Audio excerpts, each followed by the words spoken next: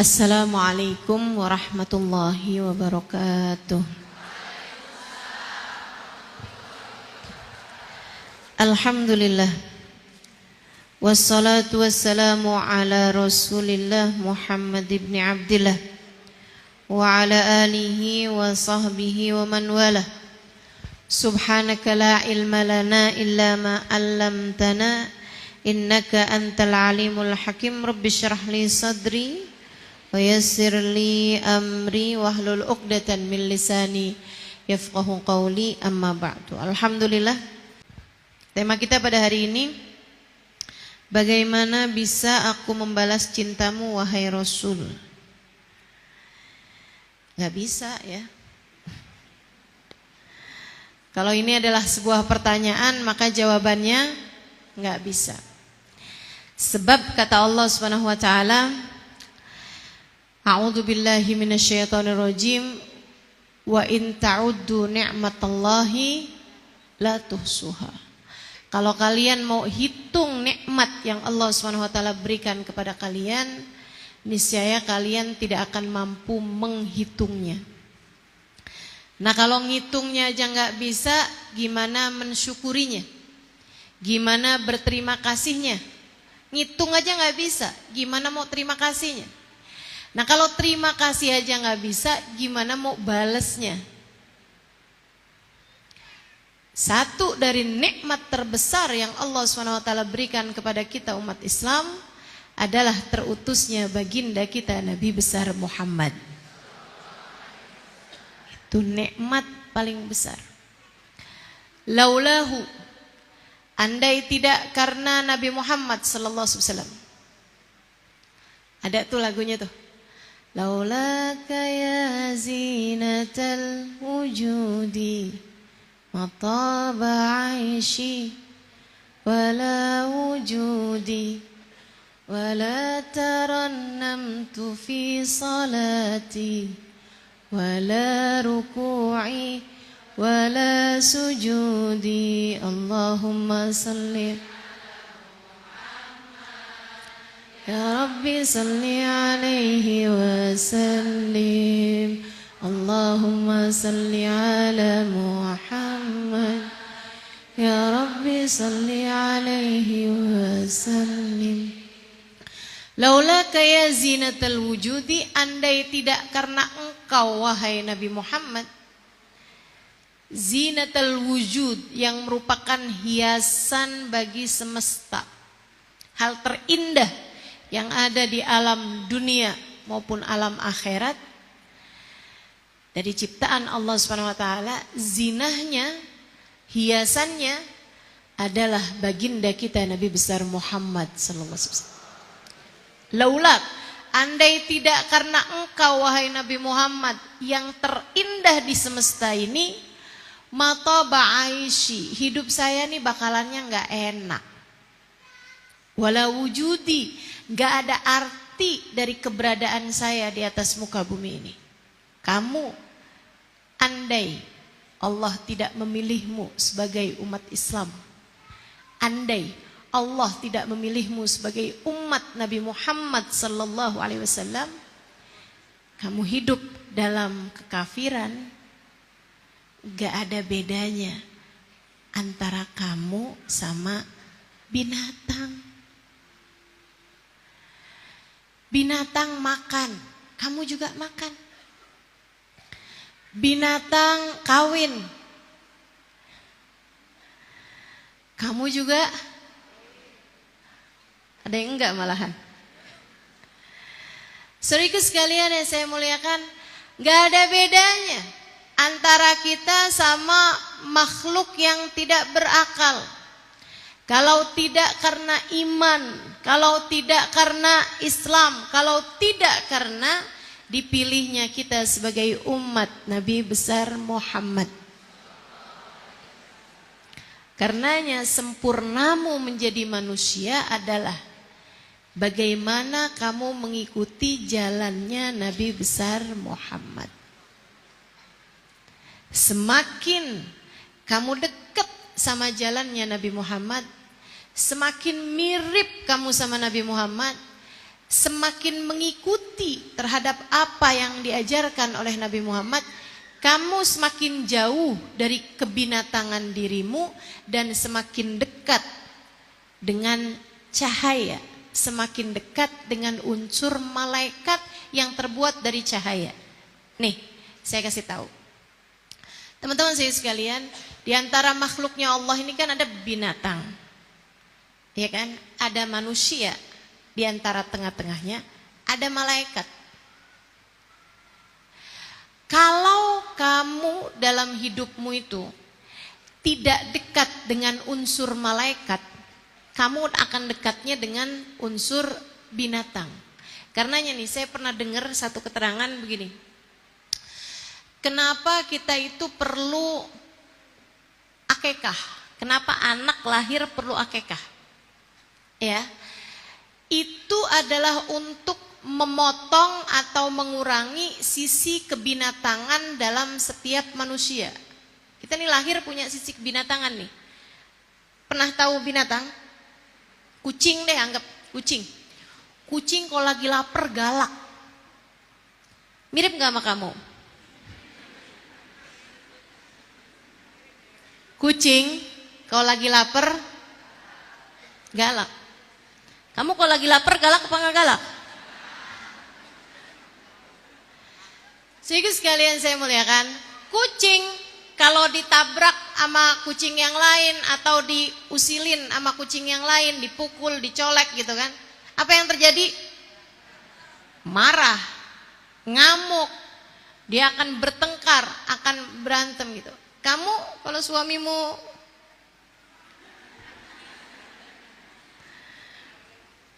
suamimu cubit kamu atau ngeselin kamu gitu, marah. Itu dia tuh, kebinatangan kita tuh.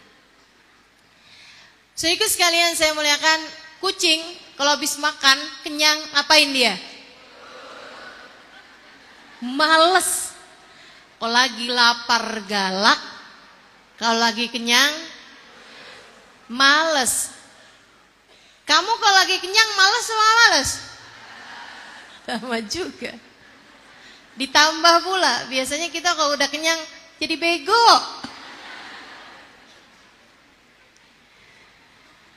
Ya Allah. Kayak gitu tuh. Sisi kebinatangan. Cuman biar kita itu berkurang sisi kebinatangannya, kita diperintahkan dalam Islam buat akekah, nyembelih binatang. Nyembelih kambing. Gitu kan? Nyembelih sapi gitu. Biar yang kayak begituan tuh kambing aja, kamunya jangan gitu. Mengurangi sisi kebinatangan. Karenanya anak-anak yang enggak diakekah waktu kecilnya itu tetap bandel sampai masa tuanya. Perlu ditanyakan orang tuamu dulu, akekah dirimu apa enggak? Saya kok bandelnya enggak habis-habis ya. Jangan-jangan saya belum diakekah nih. Boleh tuh. Atau pas suami, kok kayaknya bandel bener nih suami kita nih.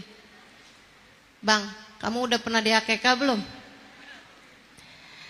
Saudaraku sekalian saya muliakan, nah kalau dia udah lewat dari sisi kebinatangannya, maka dia akan bergerak menuju cahaya. Bergerak menuju sisi malaikat. Malaikatnya Allah itu yaf'aluna ma yu'marun. Mereka akan taat pada apapun yang diperintahkan. Gak pakai nanya, langsung sami'na wa ata. Diperintahkan apa-apa tuh gak pakai ngeyel, gak pakai nawar. Diperintahkan buat sholat, gak pakai nawar. Ya masalahnya sekarang lagi sibuk nih, ntar aja dulu dah. Gak pakai. Malaikat-malaikat itu diperintahkan apapun, mereka akan langsung mengerjakannya. Nah kita manusia juga kayak gitu. Yang bikin kita menuju ke arah cahaya adalah jika kita mengikuti jalannya sang pembawa cahaya, baginda kita Nabi besar Muhammad. Cahayanya Allah. Nabi kita Muhammad.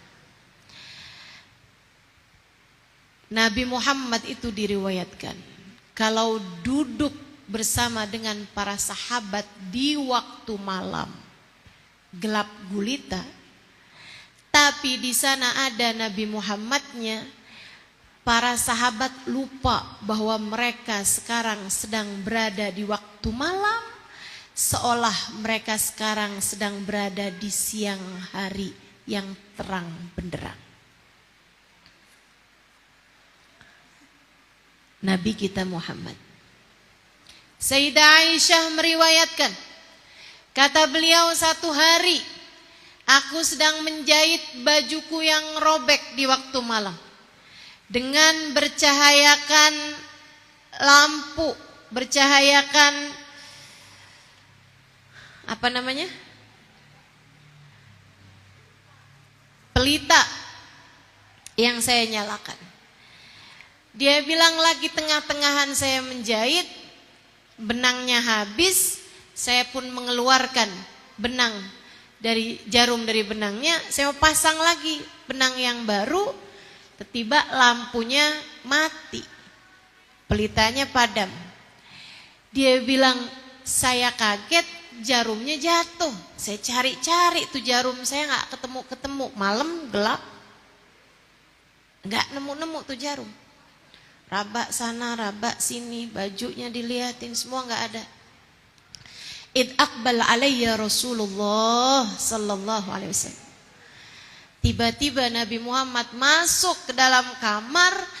Ketika beliau menyingkap ruangan tersebut, fa'adha'a lahu nur, kemudian teranglah cahaya di dalam kamar itu, sehingga dengan mudah aku menemukan jarumku yang hilang.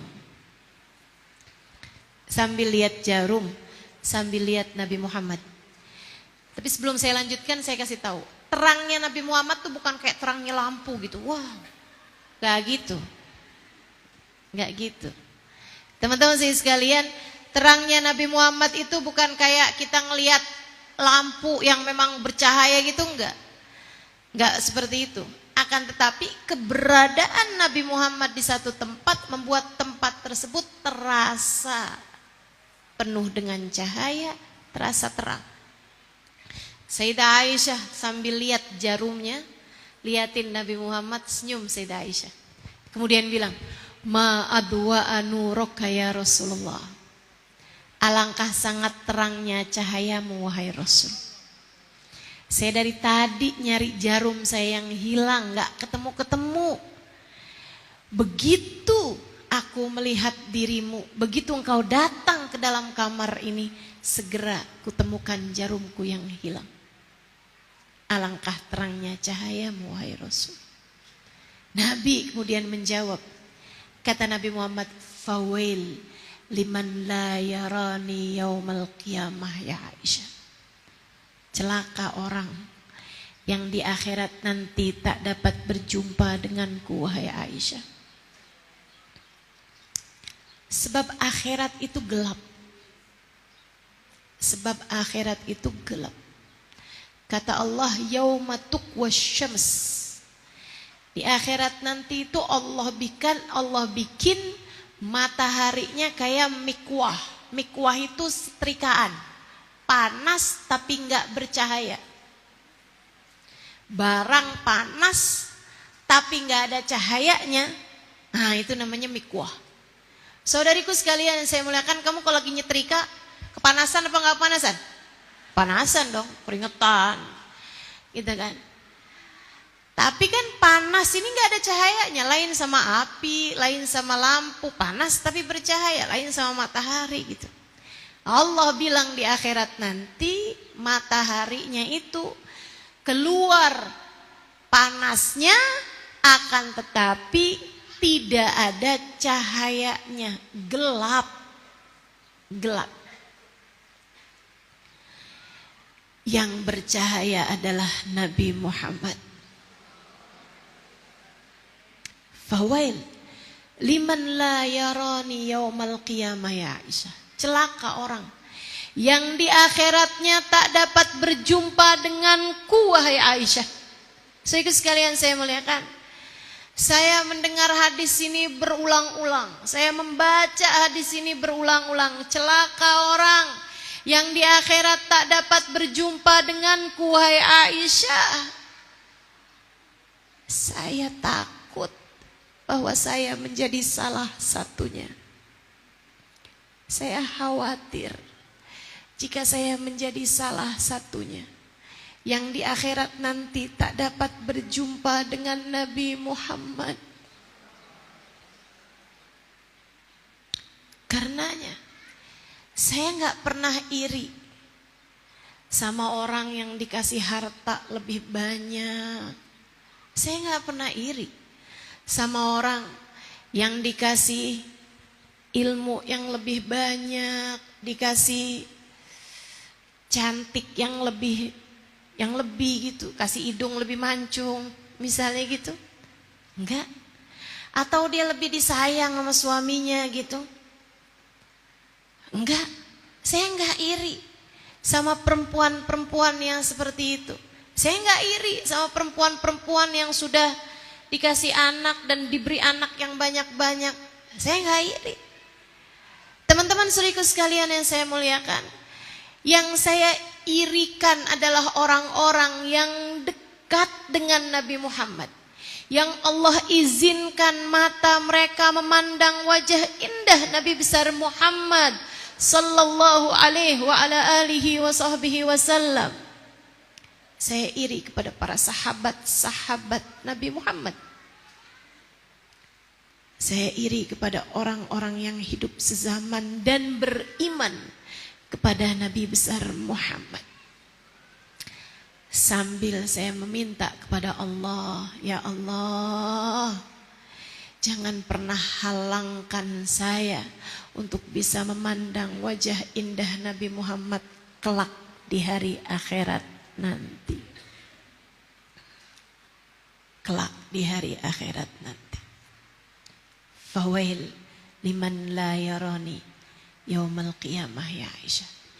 Celaka orang yang di hari akhiratnya tak dapat berjumpa denganku, wahai Aisyah. Celaka orang yang di hari akhiratnya tak dapat melihat wajahku, wahai Aisyah. Celaka orang yang di hari akhirat nanti tidak berada dalam barisanku, wahai Aisyah. Semoga tak ada di antara kita yang celaka. Semoga semua dari kita kelak diizinkan Allah SWT untuk dapat sungguh-sungguh mandang wajah baginda Nabi besar Muhammad sallallahu alaihi wasallam. Cahaya, teman-teman, cahaya. Maka semakin dekat kamu dengan jalannya Nabi Muhammad, semakin hatimu penuh dengan cinta kepada Nabi besar Muhammad, semakin kamu mengikuti cara hidupnya Nabi Muhammad, kamu semakin dekat dengan cahaya. Kamu bergerak menuju cahaya sehingga hidupmu menjadi hidup yang bermakna, tidak hanya sekedar bergerak dan diam seperti binatang. Laula kaya zinatal wujudi, andai tidak karenamu wahai Nabi Muhammad, wahai hiasan semesta, terindah di antara seluruh semesta, mata ba'aishi, hidup saya gak bakalan seneng. Hidup kita gak bakalan seneng karena mengejar kesenangan yang ternyata gak seneng juga. Nih, yang gak deket sama Nabi Muhammad, yang gak punya rasa cinta sama Nabi Muhammad, mereka hidup di atas muka bumi. Mereka pikir kalau saya punya uang banyak saya akan senang. Emang iya? Enggak. Ada begitu banyak orang-orang yang punya duit banyak senang hidupnya. Enggak, teman-teman. Belum tentu. Karena memang bukan dari sana. Bukan di sana sumber kebahagiaan. Menurutmu pasien rumah sakit jiwa, emang orang miskin semuanya? Saya malah jarang dapetin orang miskin. Orang miskin tuh dikasih makan enak dikit udah seneng gitu. Betul? Dikasih kesenangannya gampang. Akan tapi orang yang punya uang banyak, itu malah rada susah dibikin senengnya. Sampai akhirnya gak bisa tidur kalau gak minum pil tidur. Gak bisa seneng kalau gak mengkonsumsi obat-obatan. Merasa selalu depresi, merasa selalu stres, kecuali dengan menenggak obat-obat penenang. Saudaraku sekalian yang saya muliakan, demikian keadaannya. Mereka berlari dari satu cinta manusia menuju ke cinta manusia yang lainnya. Yang laki-laki nyari kesenangan dengan perempuan-perempuan. Habis yang satu selesai, yang lain lagi, yang lain lagi, yang lain lagi. Iya loh. Ayo aja terus. Kamu mau nyari kesenangan dari sisi kebinatangan kamu, gak akan pernah selesai-selesai. Gak akan pernah selesai-selesai. Kalau saya cantik, saya akan dicinta. Kalau saya cantik, saya akan bahagia. Terus, ini hidung kurang mancung, dioperasi. Mata kurang lebar, operasi. Ini mulai ada kerut-kerutan, tarik benang, sulam bibir, iya. Ayo aja. Seneng? Belum tentu. Enggak juga. Saudaraku sekalian yang saya muliakan, karena bukan di sana letaknya bahagia. Nabi kita udah ngasih tahu caranya hidup bahagia. Ikuti jalannya Nabi Muhammad. Yang dekat sama Nabi Muhammad, yang dekat sama Nabi Muhammad. Nabi udah ngasih tahu jalannya buat hidup bahagia.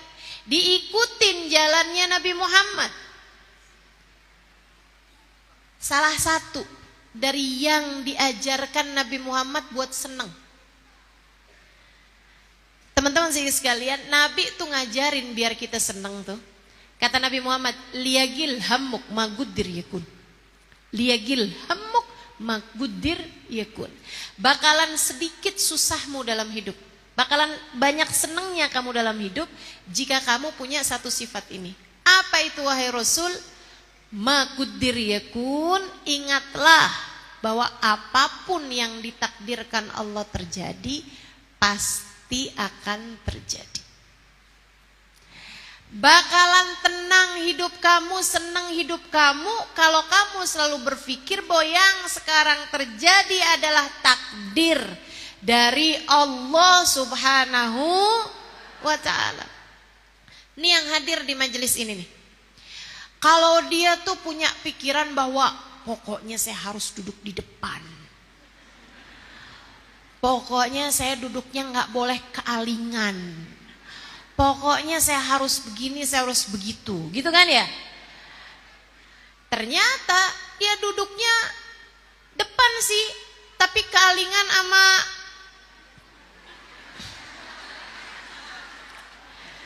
amat tiang misalnya gitu. Akhirnya dia, aduh susah banget tuh. Saudaraku sekalian saya muliakan. Nah itu kalau dia begitu tuh, sepanjang majelis dia yang, duh ya ampun, kesel banget gitu kan. Gak seneng hatinya. Tapi kalau yang dari awal, tempat manapun aku duduk, dapat tempat manapun, itu adalah tempat yang ditakdirkan Allah untuk saya duduk. Dia duduk di bawah tenda, alhamdulillah. Dia duduk di luar masjid, alhamdulillah. Dia duduk di dalam masjid, alhamdulillah. Kealingan ama tiang, alhamdulillah. Dapat sandaran, enak aja. Orang tuh kalau selalu mikirnya apapun yang terjadi adalah dengan takdir Allah SWT. Itu jalan paling nikmat teman-teman sekalian buat menjalani kehidupan. Makanya kita nggak bisa bales nih yang diajarkan sama Nabi Muhammad sallallahu alaihi wasallam kepada kita sekalian. Belum lagi Nabi ngajarin al-qanaah kanzun la yafna. Menerima, selalu menerima dengan apapun ketetapan Allah, selalu ridho dengan apapun yang jadi ketetapan Allah Subhanahu wa taala adalah kanzun la yafna, tabungan yang saldonya nggak bakalan habis. Kamu kepengen punya tabungan saldonya nggak bakalan habis, miliki sifat ini. Apa itu? Qanaah, ridho sama apapun yang ditetapkan Allah Subhanahu wa taala. Nabi kayak gitu. Nabi kayak gitu. Pagi-pagi Nabi Muhammad bilang sama istrinya, "Hallana min idam, hallana min ta'am." Kata Nabi Muhammad, kita punya makanan hari ini. Nabi itu nggak bilang sama istrinya, "Suguhin saya sarapan." Nggak gitu. Atau yuk kita makan, nggak gitu. Kenapa? Nggak selalu ada makanan di rumah beliau. Coba tuh, semiskin-miskinnya kita kan masih ada lah makanan buat kita sarapan, betul? Nabi nggak gitu. Halana min ta'am, kata Nabi, kita punya makanan hari ini. Istrinya bilang, ada Rasulullah, kita punya roti. Hati, kata Nabi, suguhin. Roti di Arab tuh setara nasi, gak ada rasanya.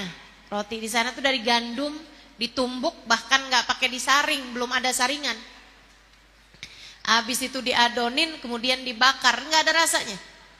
Memang biasa dimakan pakai lauk. Jadi sama kayak nasi, itu kan dimakan pasti pakai lauk tuh. Nah, juga kayak gitu tuh. Nabi nanya, "Hallana min idam?" Kita punya lauk nih hari ini.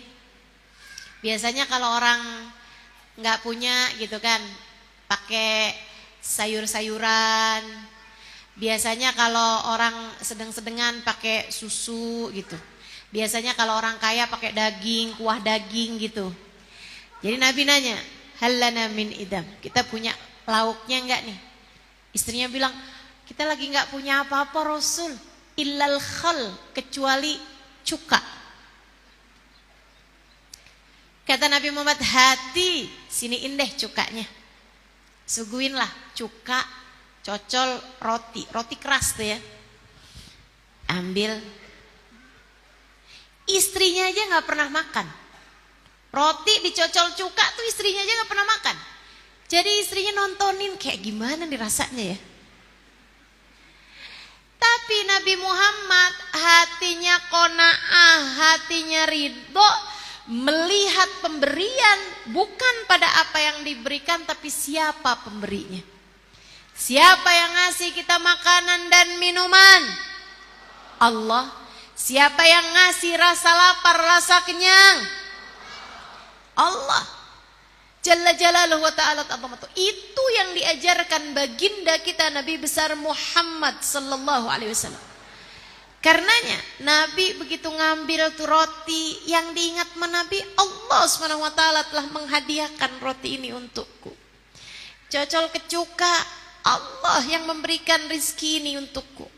Dimakan sama Nabi Muhammad, enak. Kenapa? Ingat Allah sebagai pemberinya.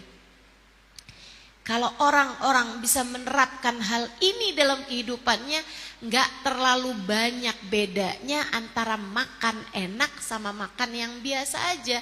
Jadinya seluruh makanan yang ada di atas dunia ini hanya ada dua hal, antara enak atau enak sekali. Betul begitu? Kamu udah bisa begitu? Belum. Bang aku aja. Sampai habis selesai makan, Nabi Muhammad ditanya sama istrinya, "Gimana rasanya wahai Rasul?" Nabi menjawab sembari tersenyum, "Ni'mal idamul khal." Saya baru tahu ternyata lauk paling enak adalah cuka. Sallallahu alaihi wa ala alihi wa sahbihi wasallam.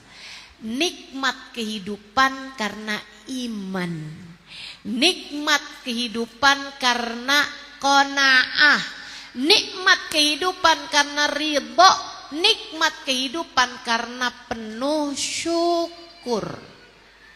Makanya habis saya pelajarin hal-hal semacam ini, saya jadi ngerti kenapa kita suka ribut kalau uang di dompet kita tipis. Kenapa kita suka ribut kalau saldo di rekening kita sedikit. Adalah karena ada lagi yang lebih sedikit daripada uangmu itu, yaitu syukurmu, yaitu imanmu. Sampaikan pada dirimu, kita boleh kehabisan uang, tapi kita tidak boleh kehabisan iman. Boleh saja saldonya habis, tapi syukurnya jangan boleh habis. Insya. Ini kalau nggak diajarin menabi, kan kita nggak ngerti. Makanya laula kaya zinatal wujudi ma taba aishi wala wujudi. Andai tidak karenamu wahai Nabi Muhammad, saya nggak ngerti caranya hidup senang.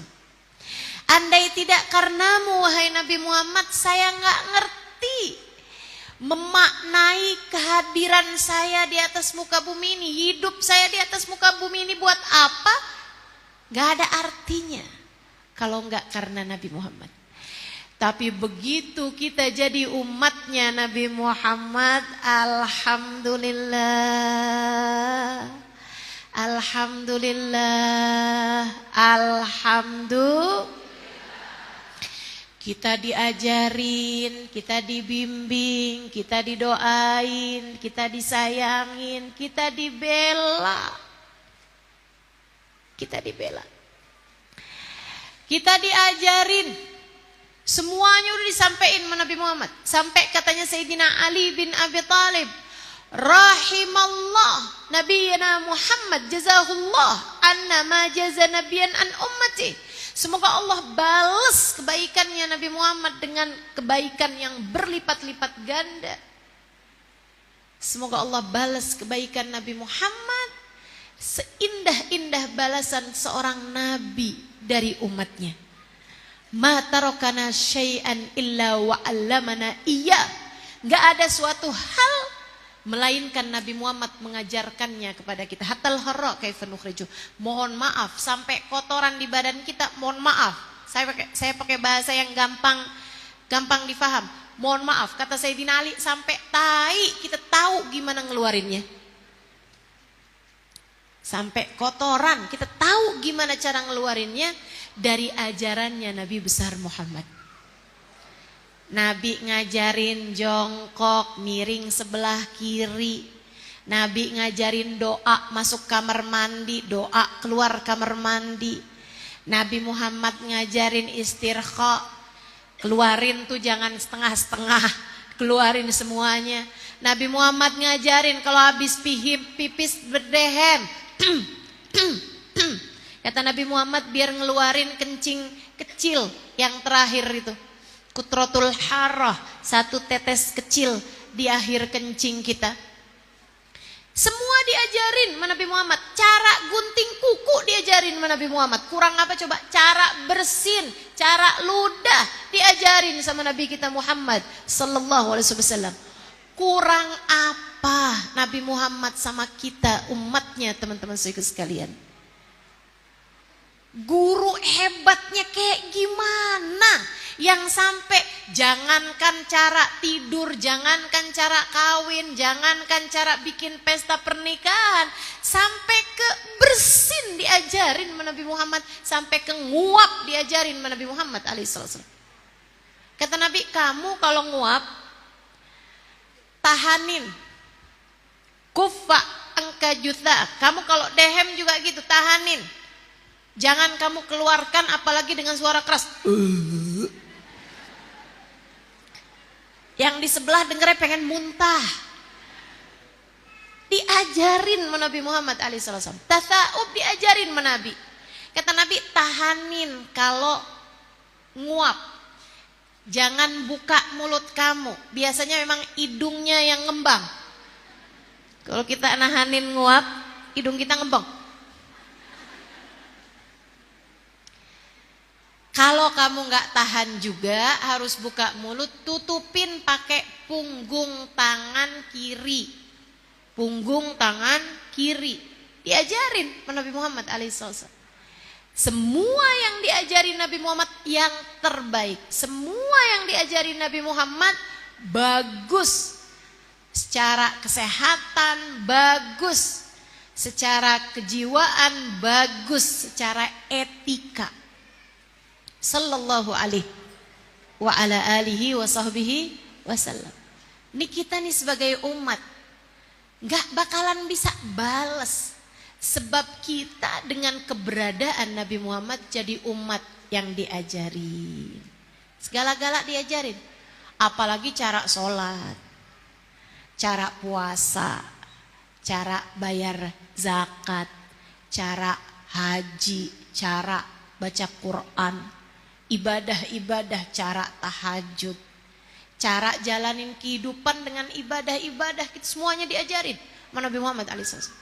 Kita umat yang diajarin, kita umat yang dibimbing, dikasih tahu caranya ngadepin orang tua begini, caranya ngadepin suami begini, caranya ngadepin, semuanya diajarin sama Nabi Muhammad SAW. Cara ngadepin anak-anak begini dicontohkan sama Nabi Muhammad alaihissalam. Ittaqullah wa'dilu fi auladikum. Kata Nabi Muhammad alaihissalam, takutlah kamu kepada Allah yang adil sama anak-anakmu. Kalau satu dikasih uang, yang lain jangan sampai enggak dikasih. Diajarin sama Nabi. Kamu jangan pilih kasih sama anak yang takut sama Allah, kata Nabi Muhammad. Permasalahan kehidupan yang ada nih dimanapun tempatnya, masalahnya adalah orang ninggalin ajarannya Nabi Muhammad. Masalahmu dalam kehidupan juga sama. Kamu kenapa punya masalah-masalah dalam kehidupan? Adalah karena kamu meninggalkan ajaran Nabi Muhammad. Coba kamu jalanin ajaran agamanya Nabi Muhammad nih, yang udah diajarin dengan sebaik-baiknya, gak akan terlampau banyak konflikmu dalam kehidupan. Gak akan banyak masalahmu dalam kehidupan. Sehingga sekalian saya muliakan, sebab kita adalah umat yang terbimbing. Kita nih, umat yang udah diajarin, umat yang udah dibimbing, umat yang udah didoain. Nabi gak kurang-kurang doain kita. Asli teman-teman, kalau kamu tahu kayak apa Nabi Muhammad mendoakanmu, kamu akan tahu betapa sangat baiknya Nabi Muhammad kepada dirimu itu. Kalau ada orang nih, satu hari ngasih hadiah sama kamu, uang 1 juta bisa, kamu akan bilang, baik banget ya orang itu. Tahu-tahu dengar ada orang lain bilang, apaan tuh orang pelit. Kamu bisa bilang, enggak kok, enggak pelit. Buktinya saya dikasih sama dia. Dan kamu mungkin gak akan lupa pemberian-pemberiannya. Kamu akan menganggap orang tersebut orang yang baik. Padahal ngasih sekali. Kalau kamu pernah dengar ada orang, kamu tau gak, saya tadi malam bangun di waktu malam. Sebelum saya sebutkan nama saya dalam doa sesudah tahajud saya menyebut namamu duluan. Saya doakan kamu duluan daripada saya mendoakan diri saya. Gimana? Baik apa enggak baik nih orang? Baik. Baikan mana antara orang tersebut dengan orang yang ngasih 1 juta tadi itu? Kalau menurut saya baikan orang yang ngedoain saya. Apalagi kalau orang tersebut adalah orang soleh. Apalagi kalau orang tersebut adalah orang yang mustajab doanya. Apalagi kalau orang tersebut wali min auliyaillah misalnya. Apalagi kalau orang tersebut adalah seorang ulama misalnya. Kamu didatengin seorang ulama gitu ya. Terus dia bilang, tadi malam saya bangun di waktu malam, saya sebut nama kamu duluan, saya doain kamu duluan sebelum saya nyebut nama saya. Wow, ya ampun baiknya nih orang. Dia sayang banget ya sama saya. Ya Allah, gimana cara saya balas kebaikan dia, kan begitu. Saudaraku sekalian saya muliakan, kamu bayangkan, ini untuk orang yang sekali aja mendoakanmu dalam sepanjang hidupnya, dalam malamnya. Nabi Muhammad sallallahu alaihi wasallam berdoa setiap malamnya mendoakan dirimu itu. Tiap malam. Sayyidah Aisyah cerita, kuntu farrahtun Nabi sallallahu alaihi wasallam dat yom. Satu hari saya bikin seneng hati Nabi Muhammad sallallahu alaihi wasallam. Kemudian Nabi itu ketika seneng sampai binar-binar matanya, sampai kayak pipinya kelihatan seneng banget gitu. Nabi Muhammad alaihi wasallam, Sayyidah Aisyah kemudian berkata, "Ya Rasulullah id'ili." Rasul doakan saya. Nabi angkat tangannya, Allahumma ighfir li Aisyah, ma qaddamat ma akhirat, ma alanat ma asrat, ma alimat ma lam ta'lam. Ya Allah, ampunilah Aisyah ya Allah. Dosanya yang dulu-dulu ataupun yang baru-baru. Dosanya yang dulu-dulu ataupun yang akan datang. Ya Allah, ampuni Aisyah ya Allah. Dosanya yang dia lakukan terang-terangan atau yang melakukan sembunyi-sembunyi. Ya Allah, ampuni Aisyah ya Allah.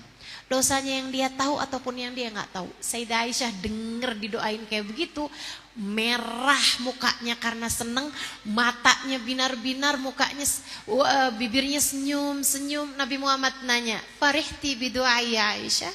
Ini kamu seneng begini karena mendengar doa saya wahai Aisyah.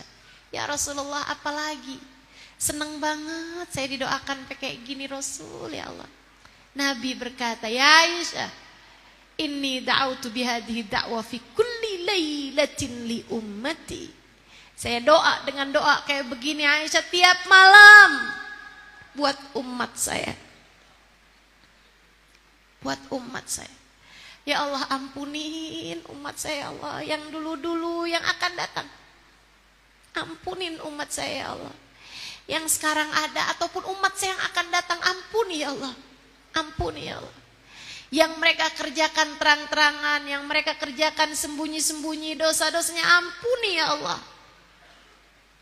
Yang dia tahu, yang dia nggak tahu ya Allah, ampuni semuanya ya Allah. Di kita nih, dari mulai belum lahir kita nih udah punya benih-benih kebaikan hasil doanya Nabi Muhammad. Karenanya teman-teman, ini saya kasih tahu, kamu kalau lagi pusing, susah hati ngadepin diri kamu sendiri, atau kamu lagi susah hati ngadepin anak kamu dengan dosa-dosanya, kamu kalau lagi punya dosa yang susah banget kamu hindarin, hutang pinjol misal, udah ditahan-tahan utang lagi, ngomel sama suami misal, udah ditahan-tahan ngomel lagi misalnya, atau lagi naksir sama orang. Buat adik-adik nih, lagi naksir sama seorang laki-laki, akhirnya kemudian pacaran.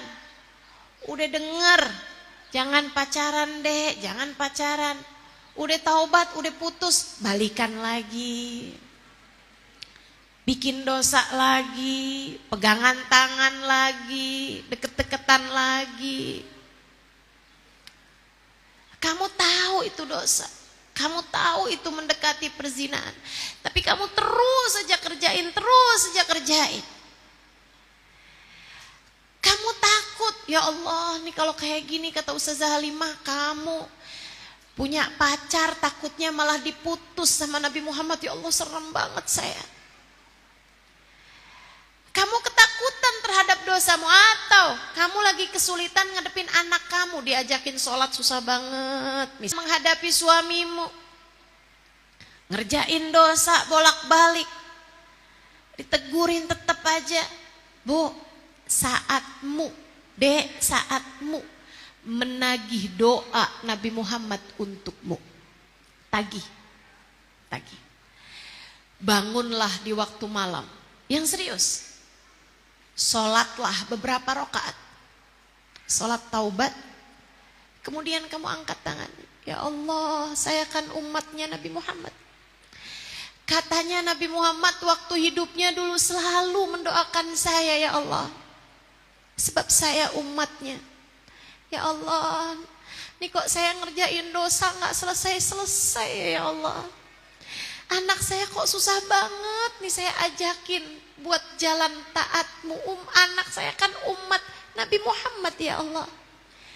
Ya Allah, sampaikanlah doa Nabi Muhammad untuk saya. Ya Allah, sampaikan doa Nabi Muhammad untuk anak saya. Tuh, kalau kamu lagi doain suami, ya Allah, sampaikanlah doa Nabi Muhammad untuk suami saya. Ampunilah dosa-dosa kami, ya Allah. Bawakan kami kembali ke jalan-Mu, ya Allah.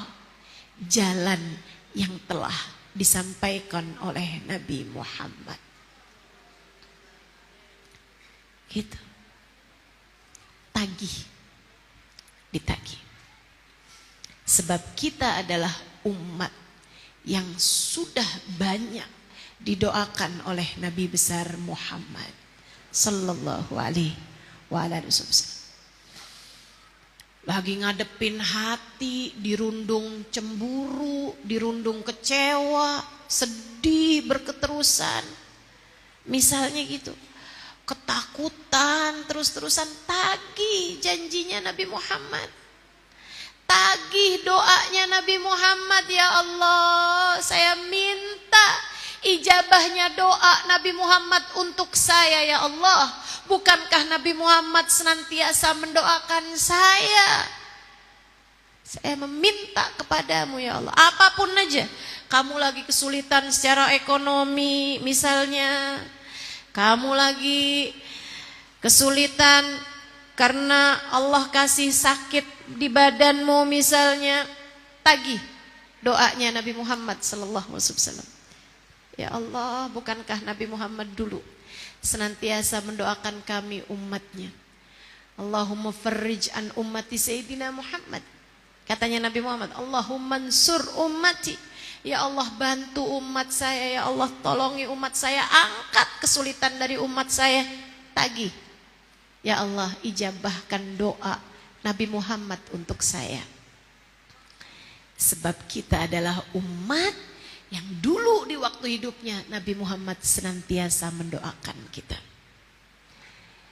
Kita umat yang gak bisa balas kebaikannya Nabi Muhammad, sebab Nabi Muhammad senantiasa membela kita. Teman-teman, Nabi itu kalau urusan antara dia sama dirinya sendiri, antara beliau dengan dirinya sendiri, beliau tuh gampang ridhonya. Gampang terimanya. Itu tadi dikasih makan roti sama cuka, terima. Cucunya dua, yang satu akan mati terbunuh, terpenggal kepalanya, yang satu akan mati diracun. Nabi Muhammad dikasih tahu. Apa jawaban Nabi Muhammad? Raditu billahi robba. Aku ridho terhadap apapun keputusan Allah. Nabi selalu ridho. Nabi selalu ridho. Kalau urusannya adalah untuk dirinya, untuk keluarganya, untuk pribadi beliau, apapun yang diputuskan Allah, beliau selalu ridho. Akan tetapi kalau kaitannya terhadap umat, enggak begitu.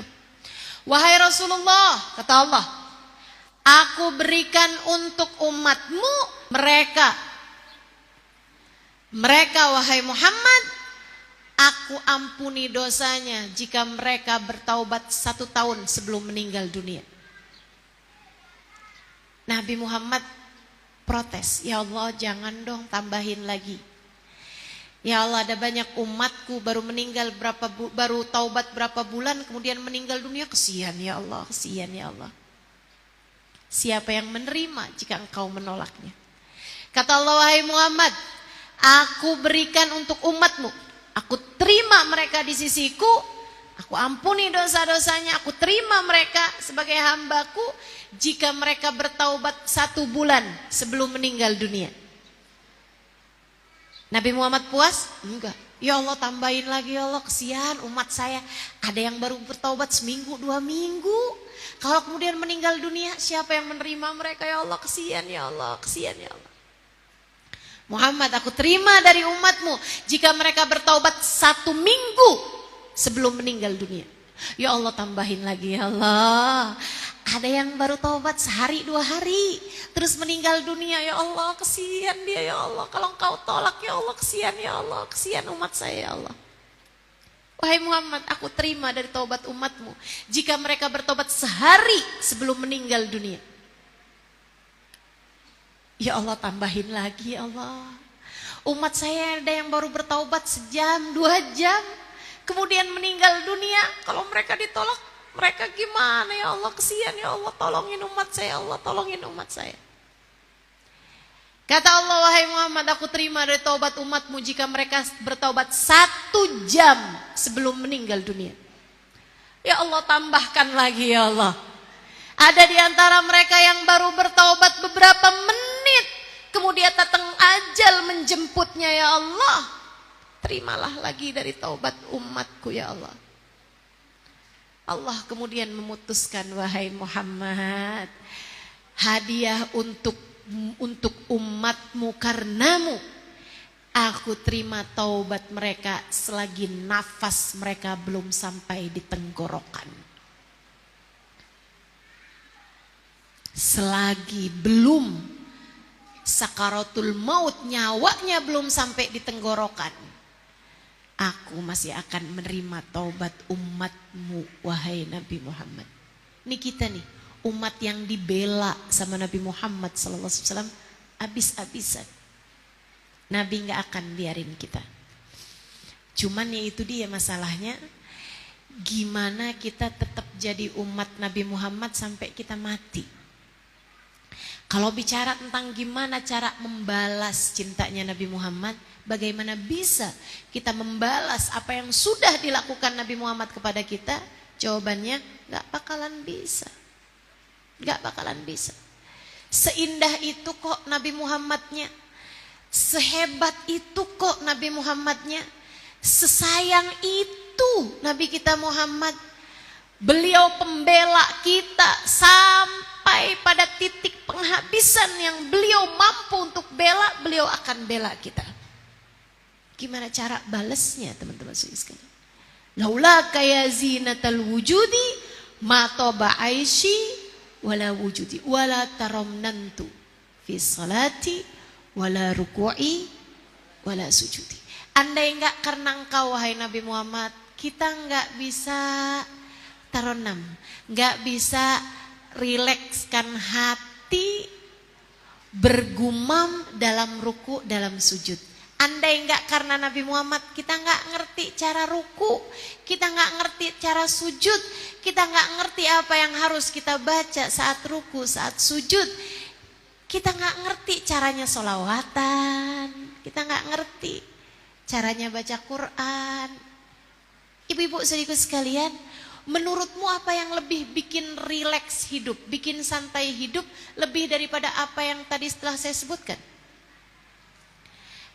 Tahukah kamu di badan manusia ini ada satu urat di atas kepala. Itu gerakan-gerakan apapun enggak bisa bikin dia basah. Padahal kalau dia basah, urat di atas kepala kita ini, kalau dia basah hidup jadi lebih tenang. Sesudah diselidiki, dia bisa jadi basah, posisinya sujud. Kalau kita sujud tuh, ini urat yang ada di atas kepala kita ini bisa jadi basah.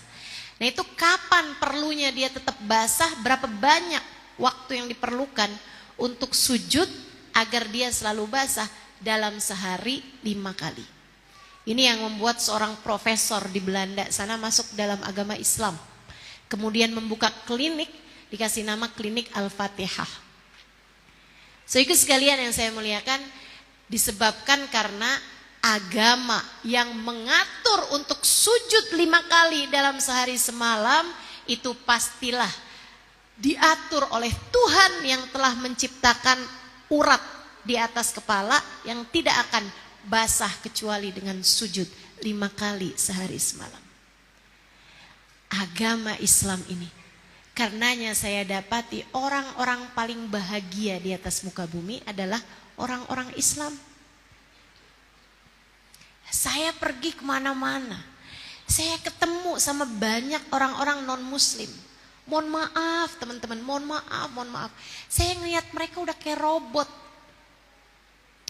Pakai handsfree di telinga, pakai earphone di telinga, penutup telinga itu ya, dengerin inian, pakaiannya terbuka, enggak peduli sama sekeliling, mukanya kelihatan serius banget, kagak ada senyum-senyumnya.